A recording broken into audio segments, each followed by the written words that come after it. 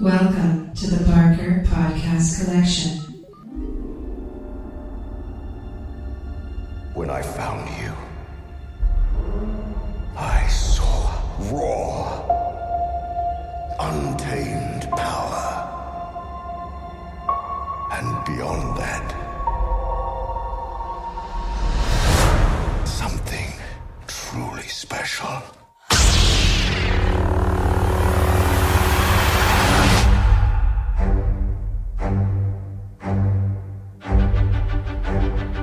Something inside me has always been there. But now it's awake. And I need help.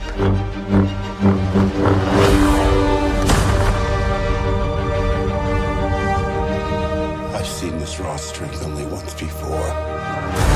It didn't scare me enough then. It does now.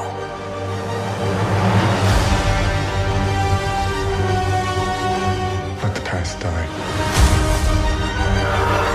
Kill it. If you have to. That's the only way to become what you were meant to be.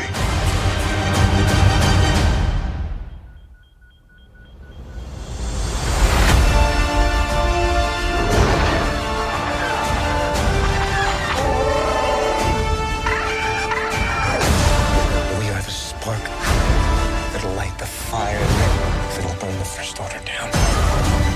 Come on!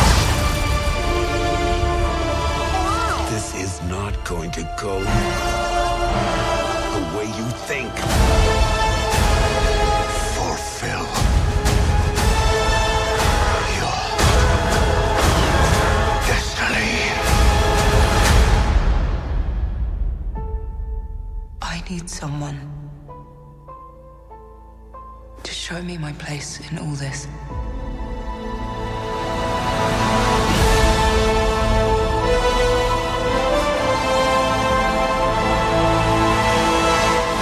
Welcome to the Not Watching Podcast. My name's Rob Howard, and this week I'm joined by... Ian Bruce. And Marcus Hurley. We're also joined by... Will. Hello, I'm Will. Nice to meet you. So The Last Jedi's come out. Has it? And I think... Yeah, I think so. We've all seen it, and it's had quite a mixed reaction. Mostly, I think we're all kind of on the same page. I feel like a lot of the negativity stems around from... like fanboys not getting the Star Wars they wanted. Yep. But, I mean, I went in as a fan of Rian Johnson anyway, and a fan of Star Wars, so I kind of got the film I expected. I wasn't too surprised when they kind of, I don't know, took a few interesting turns with it. But I don't want to go full spoilers immediately. I'd rather just sort of get some... But we will, though, right? We will. I just thought I'd get some like general thoughts on it first, and then we can put up the big spoiler warning and get properly into it. Well, I agree with what you said. So yeah, what? I agree with what you said, Rob, about it being weird how people are being so massively negative towards this, because before The Force Awakens came out, people were basically sobbing and crying and praying to, well, not Lucas anymore, that they would just basically make a Star Wars that felt like old Star Wars, but with new technology, new cinema techniques, and newness instead of the prequels. And that's what we got in Force Awakens. I seem to recall in the last one, the complaint was Force Awakens was just episode 4 done again. Yeah, which is what they were asking for when we had the prequels. Why didn't they just do something like the ones that had been before, but newer? And they did that, and they didn't like it, and they've done something different, and they didn't like it. Star Wars fans, as much as I love Star Wars, are fucking idiots. Well, that's kind of the same about everything that people feel passionately about, and because the internet reinforces the belief that other people care what you think about, it's becoming more vocal as more people get in their little clusters and find people, like-minded people, and share the vitriol. The Star Wars Reddit the Star Wars subreddit on Reddit was one of the most hilarious things I've ever read once I came out of the film. Just so much entitled whining, which I'm fairly sure we're going to do to some extent once we get into the spoilers bit, but it's the nature of the beast, sadly. I it think happens for other stuff as well. Football, all kinds of things. Oh, I include myself in that idiot sort of thing. I'm a total idiot. No, me too. I totally include you in that. Yes. Well, as chief of my village, well, you would, so that's okay. What I would say, and I don't think it's a spoiler, is I would say the overarching story or theme of the story in this film is about letting go of the past and embracing the way things are now. Yeah. Tear down your idols and stuff. And I think perhaps some of the fans should take note of that point. Maybe that was the message. It was directed to fans rather than, you know. Yeah, I mean, it's indicative on Metacritic right now. Like, it's got 51 positive reviews, and then the user score is like 4.8. Like, lots and lots of hatred going on there. But you know, I think it's just that. I think the problem is that a lot of Star Wars fans aren't really film fans, and so unless it's served up on a platter for them, it's, I don't know. There's not really. I don't know. They're probably just experiencing it in a different way, and focusing on all the little negative things. Let's get into spoilers then, because it's difficult to really talk about it in any length really without getting into it. So, I guess one of the first things that I was actually personally quite happy about was the fact that they killed off Snoke. Yes. Because I always thought he was a bit shit, and everyone was like sort of expecting that he would kind of be the emperor of this trilogy, but to just kind of dispatch him so soon, that was very surprising. I liked that. I thought it was a good move, and also just the whole way that fight went down with Rey and Kylo actually like working together, like that was really interesting. I thought. I was pleased at the end though that the perspective each of them had was that, oh yes, we're now a team, and then they're suddenly like, hang on, I think our interests still diverge somewhat here. So I was pleased that it didn't go, oh, and we're now the best of buddies, and look, we're secret brother and sister, and hooray, everything's going to be happy and magical. And I can't do that without waving my arms.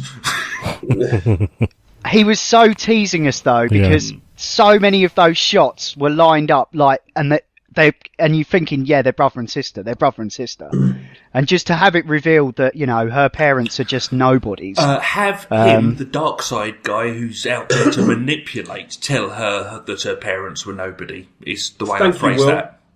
You're the only other person I've spoken to who's noticed that. He's the bad guy. He's passing across a key message to the hero/heroine, depending on what the PC term for that is. And everybody's going, oh, I can't believe her parents are nobodies. What a gullible bunch we are. He's the baddie. Yeah. he says that because he wants to get her on his side. He's basically saying, you've got no reason not to join me. That's why, but isn't it fine? Would he tell her that her parents are good guy heroes? Absolutely. Isn't it fine though if they are nobody? Because I think like isn't the big message in this film that, you know, this whole saga has been about these, you know, entitled few or you know, this specific family line or whatever, and I think it's really hopeful to know that there are other people out there in the galaxy that can tap into the Force and use it. Yeah, I mean, that's like the kids tagged on at the end. Yeah, well, that was the point, I think. Yeah, absolutely. You know? You see the shooting star like you did in Jedi when Luke's kind of basically trying to say that Leia's got it too, and we know for sure that Leia has it as well. What did you guys think of that? The whole what some detractors are referring to as the pop-in scene. That's about it for me. I thought she could have just died then, and that would have been all right. Yeah, well, not all right. Obviously, sad she's gone. Blah. I mean that definitely gave them an out, but I think they didn't want to not have the scene between Leia and Luke. They'd filmed this stuff. I actually thought it was a very moving scene towards the end, and also when she was talking to Rey towards the end about Luke having died, all of that stuff. To be honest, I think it would be disrespectful to Carrie Fisher to have just gone, Yeah. just kill Layla then. Leia. Yeah. I meant just from if the other stuff hadn't happened, I think it would have. Well, I don't know. And for me, the CG didn't. There were some CG bits there that just really didn't work. I thought it looked a bit weird. Apparently, they didn't CG Leia at all in it. Really? That's what I've read. No. Saying every single bit of footage was her filmed before she died. So whether that's entirely 100% truthful, but every line spoken and every scene Perhaps it was my her in the misty flesh. eyes thinking that she had actually died. Maybe it was that. But Yeah. I it mean, was just a bit weird. that was a heavily CGI sort of shot, but The space I one, think yeah. that was definitely her. Thing is, they I may mean, have to been me- early scenes that they wouldn't have used that might have been on the floor that might have been retaken. Yeah. But my understanding is that was her. Yeah, I mean, I didn't really think Poppins in it. The thing it reminded me of was the scene in Breaking Bad with Skylar in the swimming pool, because that is another Ryan Johnson Didn't remind design me of that. shot. I just thought but- it was interesting because, well, I thought, because we all know that Leia is, well, at the end of the trilogy, she's force sensitive. Apparently, they say that. Yeah. But it just seemed to me that she seemed to be stronger. The fact that she could sense, like, when Han went, and you didn't really know much about her as an older character. She's been alive for a long time now. You know, in this world. So I thought it was interesting to see that her force powers had grown. Because you always just see her as the blasting, whatever, you know, smart-mouthed princess. Again, and it would have been interesting I looked to at see her. She almost took on a almost Yoda-esque role, especially when I she disagree. had the cane and the robe. But I just thought, well, there were bits that just, it wasn't without Excuse me. giving her a lightsaber and doing the whole full force bollocks, you know, apart from escaping certain death in the cold vacuum of space and blowing the bloody doors off, you know. But I thought those little hints were quite nice to show that even though she's not probably on par with Luke or a full Jedi, she's still quite strong as a force user in some way. I thought that was quite nice because she doesn't go out of her way to always use it in everything else. In fact, she always seemed like the revered grandmother. I think the way I look at this is the fact that her Source, you know, she was clearly a Source user, untrained Source user, and in a life or death scenario, she was finally able to use it. I think that was the only sign, apart from a sensitivity to communication and all of that, knowing what's going on. So, and again, I mean, Luke explained earlier, the Force isn't just for Jedis, it's there and in everything. So the way I simply looked at it, it was she actually used it almost blind because she was about to die, and then it actually came through. So I'm fairly comfortable with that scene. I think a lot of people just say, oh no, but she wouldn't have done that. How did they know? Yeah, that's it. They're not there. It's fiction. It goes where it wants it's to. It's in the galaxy long They're not ago, there. far away. Grow up. Yeah. Or make your own Star Wars movie. Yeah. Now, moving the subject on, the porgs. Now, Right. the little weird puffin gerbils. Yeah. Yep. Okay, we will all agree, better than Jar Jar, right? Yep. Yeah. Do you guys find yourself dreading the scene in the next one where they all gang up to fight the forces of darkness like the Ewoks? Is this just me Maybe- feeling severe trepidation? I thought they were funny. I thought the parts where they were slightly overused, the parts of the cockpit shots, they did them a few too many times. Oh, But they I were thought still the so scene with cute. Chewie was hilarious. Yeah, the Chewie. The Chewie bit was hilarious, and he turns with and the the other eyes one's like going, Pussy yeah. Boots out of Shrek. It was clearly a callback to that scene. That was beautiful.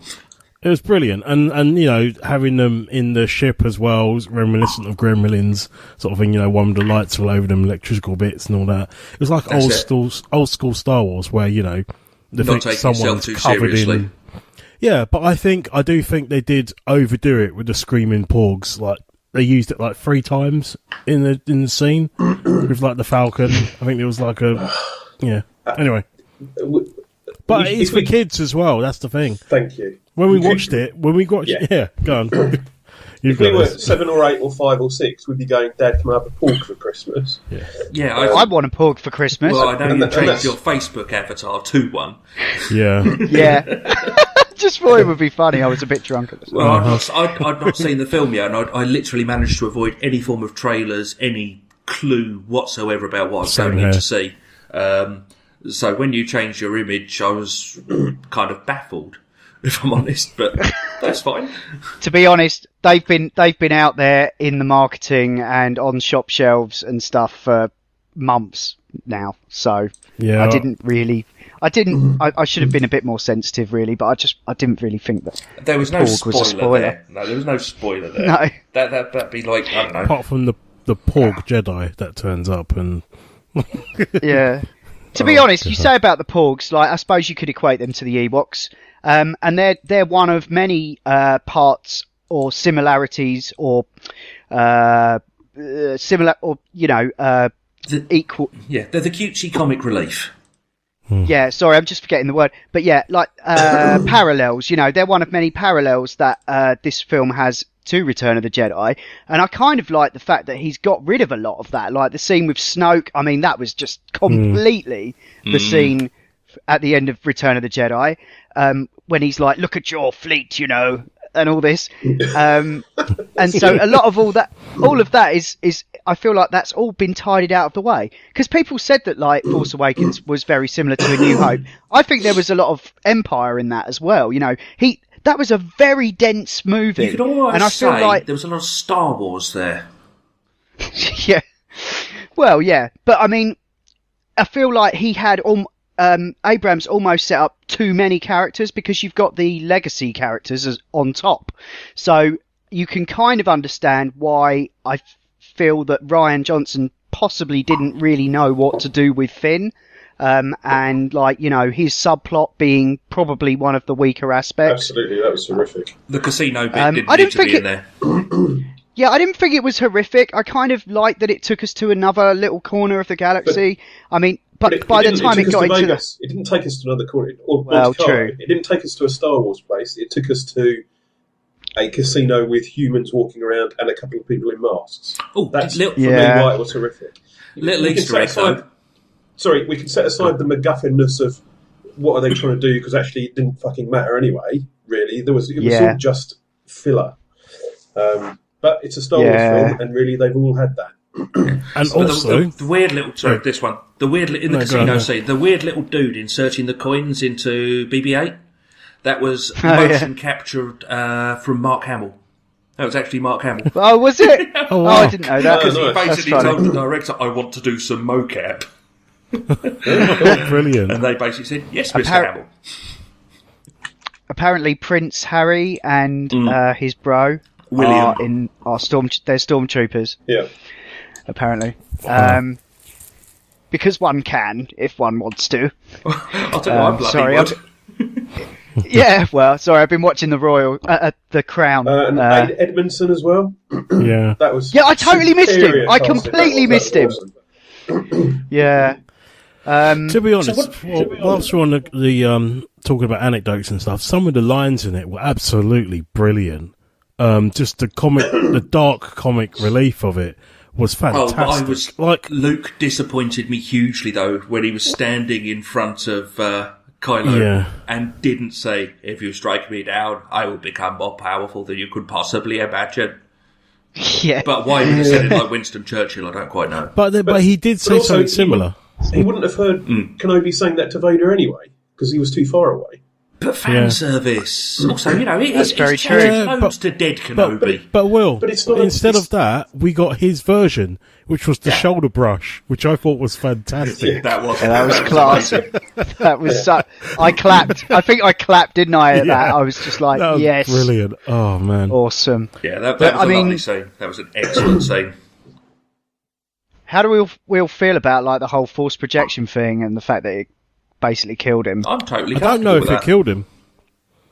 It did kill him. On one hand, yeah, it could have killed him. It definitely killed him. Yeah, it definitely killed him. I mean, he'll be back as a force ghost in the next one for sure. But there was a bit earlier, or maybe not, when Rey and Kylo were having one of their Skype calls. Kylo asked Rey, How did I don't understand who's doing this, because if you were doing it, it would kill you. And we later find out that Snoke was putting them together. Yeah. But that called back to, or that flagged at least, that if you do that kind of force projection stuff, or these new kind of force powers which we haven't really seen before, there is a risk of death. Yeah. And I'm sure Luke had read the small print before he did it, because he needed to do it to save everyone. So well, and he told everyone that he'd come there to die, and now he actually had a reason for doing that. And he looked like the younger Kylo version. era Snoke, and he didn't have any footprints in the dust on the salt planet.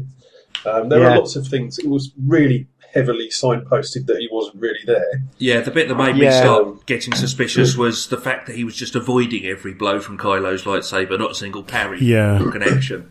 And I was thinking, there's a trick here, but I don't know what it is. Yeah, and when it was just again and again and again with the, he's probably not really there. When somebody said, "How did Skywalker get in?" Well, he just got in because that's it was my answer, because he's a fucking Jedi.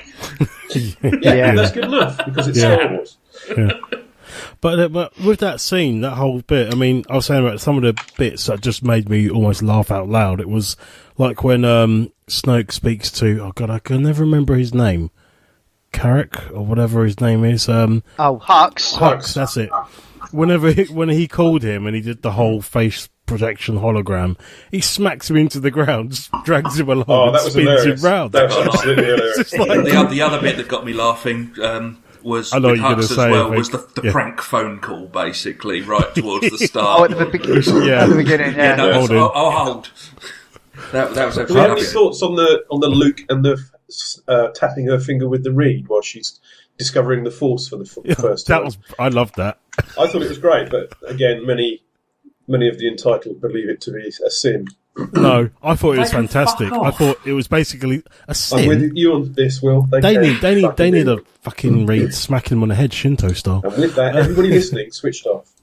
So do no, one. he's very Yoda-esque. I thought, and especially since we got to see Yoda again in his like cranky puppet form. Yeah, that was quite really good. happy about. That was glorious. That was really I liked good. that. Yeah. It did make me wonder about something though. Yoda in his sort of spectral Jedi form, dead apparently, induced a thunderbolt. So you're still able to interact. Yeah, it's with like he came whatever back more planes of powerful than reality you can possibly imagine. Yeah. So Luke being dead, it's not. It just means he's non-carbon based life form. Luke. Yeah. He's now not the handicap it used non-corporeal to be. being. Yeah. One thing that I thought though, wouldn't it be cool if Luke comes back to haunt Kylo Ren, like rather than teaching Rey? Like a Christmas Carol type thing. Did you hear what he said? Yeah, as well, or maybe both. Maybe he'll do both. Bring hand with him and double team him. No, but did you hear what he said to Kylo? He goes, "Strike me down and I'll haunt you like your dear old dad." So are we going to see Ghost Han haunting him in the third film? I think it's just you can't let go of it's the guilt thing, isn't it? You can't let go of the guilt. Yeah. Is it going to be like Gerald's Game, where we see like loads of Han Solos in the room tormenting him? Can I mention? I hope this happened for you guys as well, and I'm sure we'll all know which scene it is. There was a moment of utter silence in the cinema, and all you could hear was everybody in the cinema going, Utter silence in the film, if you're talking about what I'm thinking. Yeah. The light speed. Yeah, that was incredible. Yeah. Oddly enough, I was about to try and steer the conversation that way. What? Where she goes light speed into into Snoke's ship. It was all black and white. Somebody said, apart from the hyperdrive or something. It was mostly black and white, but the lack of music there. It just goes quiet, doesn't it? To another level. Yeah. Jesus. I thought the sound, it's one of the most sound in the spectacular film things was I've ever brilliant. seen. The sound overall, the cinematics, everything, the real feel of everything going on. The explosions, the blasts had a real meat to it. So when it went silent for that moment, it was even more powerful. It was the fact that you see it streak out, and then you see like obviously the debris and stuff had smacked into every ship, at light speed, and it all just looked like a really artsy still painting. And then you saw the multiple angles, and then the camera backed out, and then you just heard the low explosion. It wasn't an over the top one. It was almost like a rumble of thunder just in the background. Like, yeah, it's over now. And then you just think, fuck. Yeah, and then the fanboys are kicking off with, oh, why don't they just have hyperspace torpedoes then? Because this is not Star Wars. Because this isn't fans. Yeah. It's the bulk of the ship that does the damage, I think. Yes. It Well, basically that's turned the itself into a light-speed shrapnel grenade, like a railgun. That's what it Absolutely. did. Yeah. And there aren't a lot of... I don't think we've any... I mean, there's been some kind of suicide stuff. There were... there's an X-Wing fighter, I think, that pilots into a Star Destroyer bridge in one of them. Oh no, I think it's a TIE fighter spinning. Actually, maybe that flies into one. I'm not sure. There's a bit of that in Rogue One with Star Destroyers going into one another and stuff. Yeah, Bringing down the shield. But actually, if we look, there's actually a fair level of sacrifice in this. So you look at the opening fight against the Dreadnoughts, when you've got the sister of Rose that was doing awesome. her last ditch attempt. Again, I thought that as opening scenes to a film go, I thought that whole battle, it had laughs, it had action, an incredible sacrifice at the end to win the day, and then the loss of so much to it. I thought that was a really powerful opening. It set the film up for me. But that particular scene of just her, when you can see the explosions in the background and the struggle there, I thought that was amazing. And then you've also got Finn's attempts to sacrifice himself, and he gets nobbled right at the end by Rose when he's trying to head into the giant, what do they call it? The massive gun, whatever it was. Yeah. It's like a battering ram, isn't it? Something like that. Yeah. A space battering ram. I do like that he said it's miniaturized Death Star tech. Which means they've still got all the plans for these things and stuff, and they're still working on it. And you kind of think, bloody hell, what else is next? I didn't think he said it was Death Star tech. I thought he just said it was he did. miniaturized. It was specific. Yeah. Okay, fair.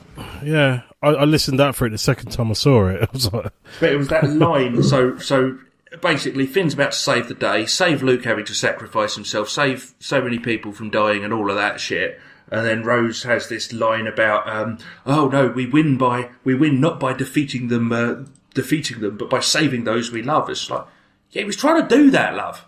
He was trying to do exactly that. That was a cringe moment for me. Yeah. I love that that scene though, just the visuals of that. I mean the film just looks spectacular all the whole across the board, but the way that they're carving all that sort of red sand out and stuff, and I love how rickety those ships are. Like they really look like they're going to fall to bits. When his foot came through, that was another little laugh. yeah. There was another bit that made me laugh a lot as well. It was when Hux was being continuously lippy to Kylo, and he just smacks him into a wall. He goes, "Open the door and let me down." And he goes, "You can't do it. Don't get distracted." Smacks him into a wall, and the bloke, without skipping a beat, goes, "Doing it now, sir." Yeah, straight away. It was almost Blackadder, Red Dwarf level of comedy. The timing on that was fantastic. There was a bit of What about the really, wasn't there, overall? Yeah. But that's the thing, it was almost Spaceballs. It was almost Spaceballs, wasn't it? Yeah, some of it was a bit goofy, like the space iron. I mean, that was I was cracking myself. That was so good. Again, I was like, what is this shit? For a moment. Oh no, it's not. For a moment, I thought it was going to be a Boba Fett style, Mandalorian ship. It was like Slave 1 or whatever. I thought, oh no, is it? Oh no, oh. But they did something like that in Force Awakens. At the opening credits, or after the opening crawl, it cuts to the planet, and there's it looks like there's a Star Destroyer going over, but it's the way the shadow is appearing on the rings of a planet. I don't. Oh, right. I watched that the other day in preparation, but I've got no recollection of that. It's worth watching the first, just after the opening crawl. It looks like there's a triangle coming over, but it's the rings of a planet with a shadow across it, so it looks like a Star Destroyer, and then a tiny little ship appears, revealing that they're doing a very subtle callback to New Hope, and it was awesome. I was so sad for it after that. So, what do we think, guys, about Rey as our Jedi lead? I personally think she is absolutely awesome. I think it's an excellent character. But I think a lot of people feel uncomfortable with it. You know, oh no, you can't have a girl doing that. There's a lot. Yeah, but are those the same people that pick a female character in MMORPGs and spend half the game running around being a ninja girl? You know, God knows.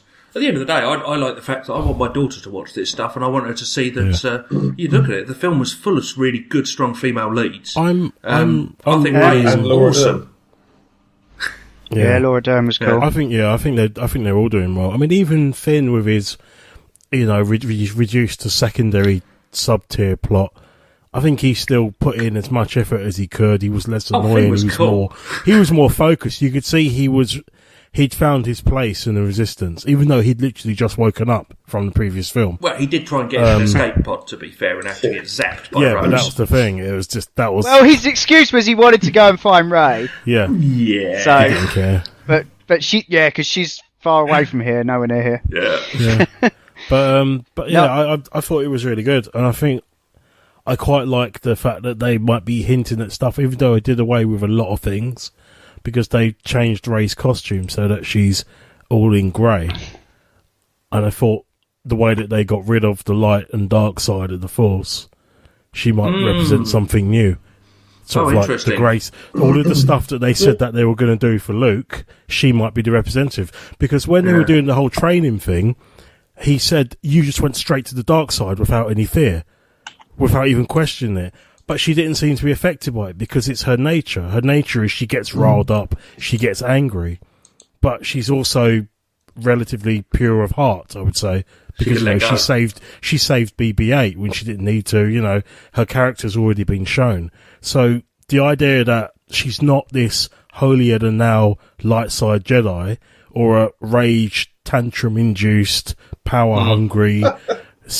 Dark side user. She's literally like in a between. Three-dimensional person. Exactly, and that's probably what the grey side is. You're a rounded individual. It's not all black and white. Yeah, which I thought was quite nice. And I wondered whether the slight hint in costume change was a hint at that. Yeah, again, I think we're seeing more depth in the characters in the new trilogy. Obviously, if you look at the earlier Star Wars films. It was cinema was a different thing back there, but I actually think there's a lot of depth to a lot of these characters. There's a lot of three-dimensional sort of sides to them, rather than simply being, he's the smuggler and he's the noble but slightly inept young hero and he's the Wide Master. There's a lot of the characters seem to have more than just one type against them. Yes. Yeah. Which is good. So, do people have any expectations for the next movie? Maybe this one is a lesson. I want to see Captain Phasma come back again because she fell into an explosion and we didn't see her die again. There was a and lot she's of going to come back armor in this one. And it's just like she's going to come back again as the final. She's like the boss where you beat the first phase and then she comes back in another in the second phase, and then in the third one she's going to be mega. She's going to be mega Phasma because she had goons this time now, dedicated goons. Although I did love that Finn was going one-on-one with her with the electric baton, which was reminiscent of the guy that called him a traitor. Yeah, in the first film. Cool. Which I thought it made me laugh. I think what we're going to see, my gut instincts, we'll see the opening scenes of Rey attempting and potentially struggling to teach the new generation of Jedi. Now, they've got the Jedi books, because when Finn went and got a blanket at the end of it, out of this cupboard, the Jedi books in the temple were in there. Yeah. No explanation of how Luke got them there without physically having... He didn't. We saw her putting them in there. There's a bit where she's shut in the drawer, and they're there for a second, and she looks, and then she moves away. So there was I missed it. I was still distraught about just everything else that was going on. Like I was before they left the planet. So Rey took them before Luke destroyed it, but he didn't realise. I like it. Yeah. So, but I wonder if I wonder if she will actually raise a new generation of Jedi. I think that she'll probably. It's more likely, I think, that she will be instrumental in rebuilding the Resistance and kind of like training a Force-sensitive arm of that, rather than another Jedi Order. What's going to be interesting is time. time's going to be a problem here. If the next film is in 2 or 3 years' time, and I don't think it'll be longer than that, if they're going to put the elapsed time even at 2 or 3 years, which wouldn't be a terrible thing. The question of where this, the little boy, he'll be 10. I don't think they're going to be able to chuck him in the front line. It's where she's going to get the next lot from, but we'll see. I don't think those kids are going to have anything to do with it. No, I think the kid was just saying the kid was just extending that anybody can have it. Yeah, it was a metaphor. Yeah, and also ties it back to that really unnecessary subplot. That kid's going to turn out to be the bastard love child of Yoda and R2-D2. Just as easily, yeah. I wouldn't mind a time jump, especially considering they've lost Carrie Fisher. They would really be able to do that then, because again, Luke would just be how he looks. She could even come back like that. Luke will be dead. No, she can't. She's dead. Fuck. Oh God. I was kind of wondering about that, Rob. It does make it difficult. Yeah. No, they've said that they will not. She will not be. They will not be CGing her in the final one. It's a respect thing, I think, as much as anything. Yeah. I'm sure they will explain it away. They will have to put something in there. But maybe they'll film it.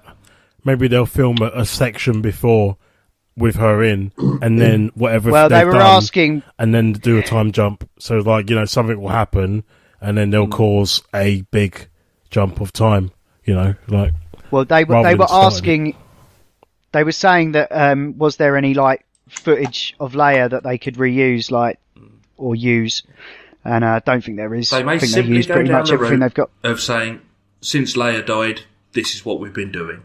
Within the plot, and I think that's how they'll go. I don't think they're going to try and make anything massive out of her death. Yeah. Just the fact that she's died of a broken heart. They could just say she never recovered from her injuries or whatever, innit? Because she was in space for a while. She got up. It'll be like the next season of West Wing, when we all have to just pretend that Kevin Spacey's dead. West Wing? I don't think you mean West Wing. Oh, sorry, House of Cards. Yeah. Why did I say West Wing? Can't know, because you're thinking about TV. Yeah, probably.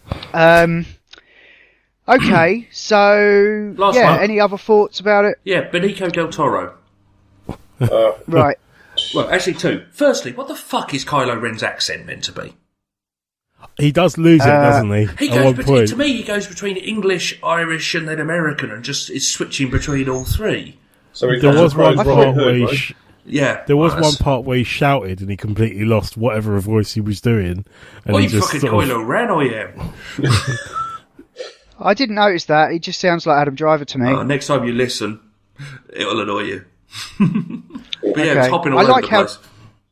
I like how he's got such a deep voice that he's got a cool voice even without that stupid helmet on, which they've now got rid of.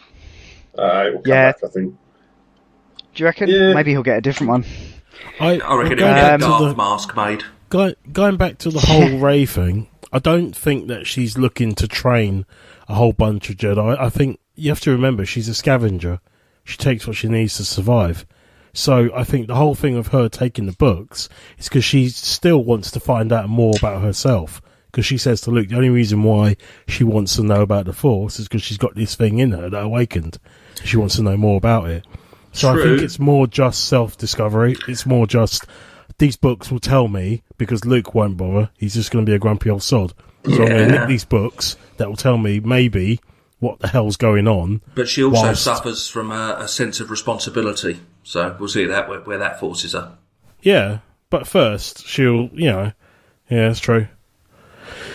She'll end up running the Galactic Senate. But yeah, sorry, going back to... I think it's good that she's got some reference material there. Hopefully she'll reinterpret it into a more modern world, Key stage 2. Jedi training. So, my last question then is Benicio del Toro. Do we think he was the gambler they were looking for? My theory is no. Why not? No. Why not? Because he was clearly the one they were looking for was Matey from Leftovers. Why was that clearly him? Because that was the guy. He had the thing on his that thing that could easily be lost in a gambling game. No, I think the whole thing was that it was just like that was why they were there. They were there to find him, but yeah, happenstance and all that, and yeah, they bumped into Del Toro instead. Yeah, no, who I think then fucked them over. Did Del Toro? But- we didn't see him die, did we? No, I think he'll be back. Yeah, my theory is Yeah, he'll be definitely. back and it will reveal that he lost his flower in a game of poker. Not in Maybe. that way. Yeah, that could be cool. I was kind of hoping that they would tie that up and he would turn out to be the guy that they were looking for. Yeah. I mean, he kind of was the guy they were looking for. He did help them, but then he Landoed them. But yeah, Wow. I don't know. I'd be interested to see what they do with him because, like, I mean, again, that's another Well, they thing might do a for Lando. Abrams to work with. We might see him redeem himself. Maybe that was like, right, okay, Ryan Johnson was like, okay, you've given me your Rubik's Cube, I'm going to mess this all up, I'm going to get rid of some of the shit characters that you made up, and then I'll give you some new ones when I pass it back, because that's effectively what's happened. You know, Abrams set it all up nicely, like, you know, here we are, the reinvention of Star Wars, and then Ryan Johnson's gone, oh, you'll let me do what I want, okay, are you sure? Okay, I'll do that. And then he's going to hand it back to JJ now to finish it off. Sake. So I think what we'll probably end up with is a much more conventional finale. It's kind of a shame to me. But Another you're Death probably Star. I like to think that when they wrote all three of them at once, they were all basically updates of the original trilogy, and after the feedback from Awakens, where everybody went, oh, it's just like the new one. This is why they've killed Snoke. This is why there were certainly bits of Jedi for me that felt both like Empire and Return of the Jedi. Yeah. There were some bits where I thought, oh, that's a bit Jedi. Are their kids going to be like Ewoks? Why are they? It's all just a bit weird. So perhaps to allow for the time jump for Leia to pass within the story, the next bit might be a younger generation of characters again, at which point Rey and Finn come in as the kind of Solo and people when it reboots the next set of... It doesn't reboot. I think sets that'll it be up for the next trilogy. I think that'll be the next like core trilogy if they do one. But do you think Do you think every trilogy? Do you think that new trilogy is going to be a kind of reboot and new characters to begin with, or do you think there would be some overlap from this one? I'd expect to see I overlap. don't know. It's difficult to say, especially now that they've said Ryan Johnson's going to get his own trilogy, because that's going to apparently just have nothing to do with this. But I can definitely tell you that from interviews that I've listened to, they had no roadmap for this at all. Oh, okay. They're making it up as they go along. That explains Literally, Abrams did his thing. He was like, right, if I make... That's why it was so very templatey, you know? Yeah. Because it was kind of like supposed to be the basis for a new trilogy. So they had to hit a lot of the beats. I think they put a lot in there, possibly too much, and that's why you ended up with a 2.5 hour long The Last Jedi with maybe, I agree, arguably a bit of flab with the Finn plot and stuff that probably didn't need to be there. But that's why I feel like Snoke died. That's why Luke died. You know, that's why I think there was all this kind of sacrifice and stuff in the story. Because he's not doing the third one. I think when it was initially announced that Ryan Johnson was going to do 8, he was going to write 9 as well. But we know now that they're just letting whoever is doing 9 do their thing, because that was why Colin Trevorrow got fired off it, because what he was coming up with just wasn't good enough. So that's why JJ has come back to save the day, allegedly. But yeah, I wouldn't be. I really hope it's not another fucking Death Star, because if he wants to tie it up, Done to death. It's going to be a giant enterprise. I really hope he's not thinking, well, you know, I want to end this like I started it, because then, you know, I am a bit worried about that. But I don't know. By killing off Snoke, perhaps that's kind of put that idea to How bed. much bigger can it get, though? Because he saw the size of the Death Star to the Starkiller base, which I thought was a great name, Starkiller, because it harks back to the original Star Wars text, because Luke's original name was Kane Starkiller. So I quite loved that. But I just don't know. I just think all of the films so far have had problems, but they've all been enjoyable. And at the end of the day, it is just Star Wars. If I walk away from the cinema feeling as though I've gone through a ride, because Star Wars is not high, deep sci-fi lore. It's fantasy sci-fi. It's space Game of Thrones. You're but even lighter than that, it's not even, it's supposed to be fun. We all watched this. We're growing up as kids, wanting to be Luke, wanting to be Han, pick up a stick, be a Jedi, and we've all grown up. And because we've grown up with it for so long, we've been mulling over it, and people have been building the world up, building the universe, the expanded universe, because they've all grown up watching this, and we soaked it all up, and that's why we're so invested. Yeah. But at the end of the day, we've forgotten that it is just a fantasy film.